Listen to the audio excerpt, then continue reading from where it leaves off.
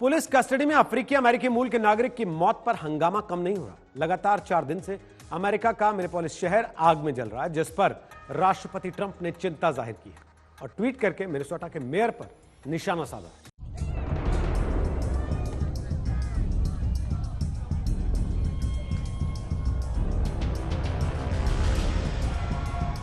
ये तस्वीरें अमेरिका के मिनेपोलिस शहर की हैं, जहां पिछले कई दिनों से आगजनी, तोड़फोड़ और उग्र प्रदर्शनों का दौर जारी है।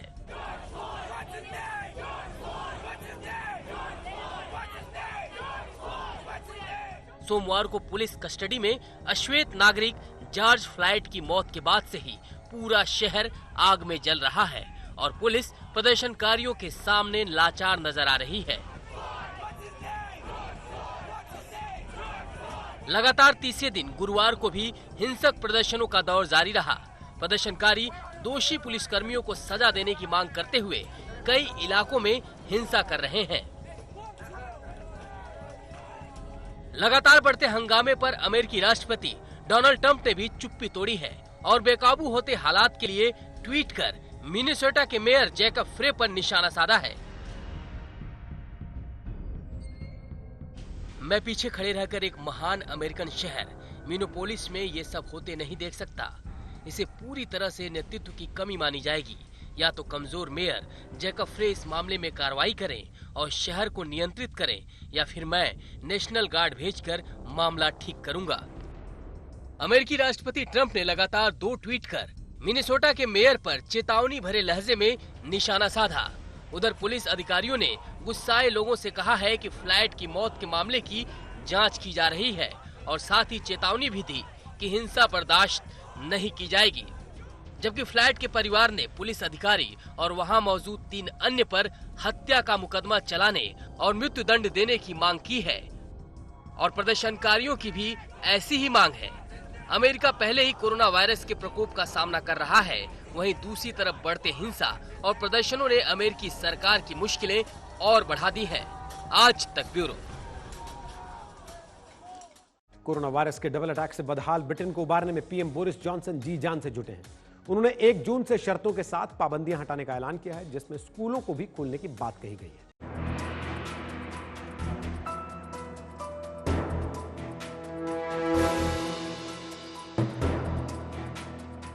ब्रिटेन में कोरोना के थमते प्रकोप के बाद अब धीरे धीरे जिंदगी पटरी पर लौटने लगी है। ब्रिटेन के प्रधानमंत्री बोरिस जॉनसन ने खुद कोरोना वायरस को मात दी है। अब वो अपने देश को कोरोना के डबल अटैक से उबारने में जुटे हुए हैं और इसकी शुरुआत भी उन्होंने कर दी है। प्रधानमंत्री बोरिस जॉनसन अब लंबे समय से जारी लॉकडाउन में ढील देने की योजना पर तेजी से काम कर रहे हैं ताकि देश की बदहाल अर्थव्यवस्था को उबारा जा सके। साथ ही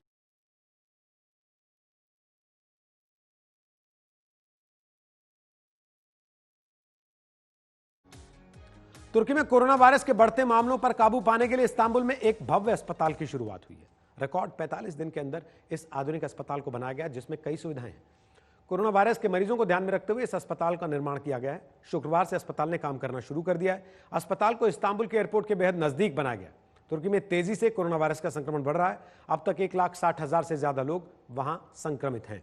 तुर्की दुनिया का 10वां ऐसा देश है जहां कोरोना वायरस के मामले सबसे ज्यादा है, जबकि तुर्की ने लॉकडाउन में ढील देने की शुरुआत भी कर दी है। 1 जून से वहां रेस्टोरेंट, पार्क और नगरों के बीच यात्राओं की छूट हो जाएगी। मेक्सिको में हर बीतते दिन के साथ कोरोना वायरस और खतरनाक होता जा रहा है। ऐसे में लोगों को सुरक्षित रखना सरकार के लिए बड़ी चुनौती बनती जा रही है। सरकार की चेतावनी के बावजूद लोग सोशल डिस्टेंसिंग की धज्जियां कैसे उड़ा रहे, देखिए हमारी इस रिपोर्ट में।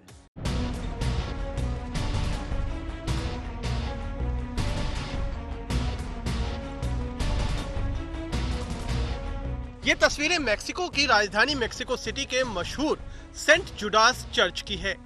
चर्च के बाहर की ये तस्वीरें इस बात की तस्दीक करती हैं कि लोग कोरोना महामारी के प्रति कितने सजग हैं।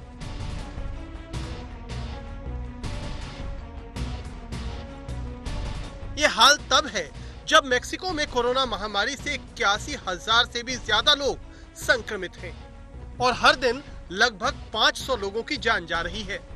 अब तक यहाँ कोरोना से 9,000 लोगों की जान जा चुकी है।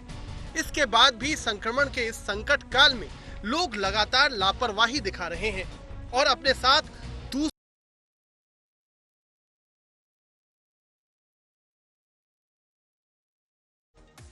जापान ने कोरोना वायरस पर लगभग काबू पा लिया है और इसका पूरा श्रेय उन मेडिकल कर्मियों को दिया जा रहा है जिन्होंने अपनी जान पर खेलकर इस खतरनाक वायरस के खिलाफ लड़ाई लड़ी। इसके बाद मेडिकल कर्मियों का आभार जताने के लिए जापानी एरोबेटिक्स टीम ने शुक्रवार को टोक्यो में शानदार हवाई प्रदर्शन किया।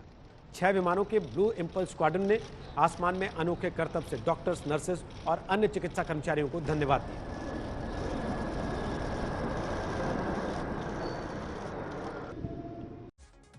फ्रांस में कोरोना महामारी के बीच एक भव्य कॉन्सर्ट हुआ। पेरिस में इस कॉन्सर्ट में वायलिन वादक रेनॉ कैपुकोन ने लोगों को मंत्रमुग्ध कर दिया। रेनॉ ने एक से बढ़कर एक धुनें बजाई।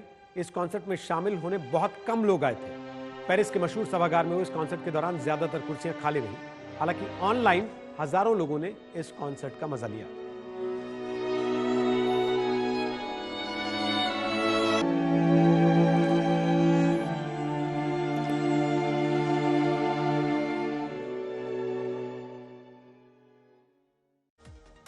दुनिया आज तक में फिलहाल के लिए इतना ही, लेकिन देश दुनिया की खबरों के लिए आप देखते रहिए आज तक।